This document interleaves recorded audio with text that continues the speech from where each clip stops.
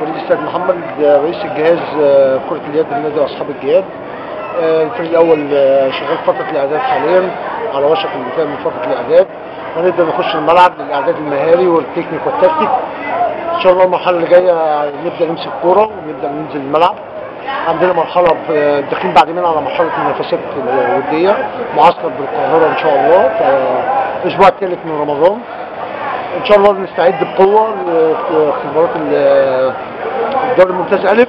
عندنا مباريات صعبه ومباريات مهمه، عايزين ان شاء الله رب العالمين ان احنا نوفق فيها. اللاعبين بتتمرن بجديه، في ما بينهم تنافس شريف. بنحاول بقدر الامكان ان احنا يحصل في الفتره القادمه انسجام ما بين اللاعبين القدام واللاعبين الجدد.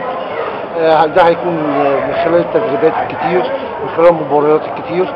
عندنا معسكر ترفيهي واستكمالا وانهاء لفتره الاعداد، وده هيكون له عامل مؤثر جدا في حدوث الانسجام ما بين اللاعبين. ان شاء الله ربنا يوفق في المرحله اللي جايه. الجهاز الفني شغال على اكمل وجه، انا بشكرهم جدا، بشكر اللاعبين جدا جدا. الفريق المرتبط بدا استعداداته من بدايه الموسم، بادئ بجديه، كلهم طلبه ثانويه عامه متفوقين الحمد لله رب العالمين. بتمنى التفوق الرياضي زي التفوق الدراسي. هم لاعبين كويسين جدا، محتاجين بس الاعداد الجيد، وان شاء الله انا متوسم فيهم خير يعني ان شاء الله باذن الله. هذا الموسم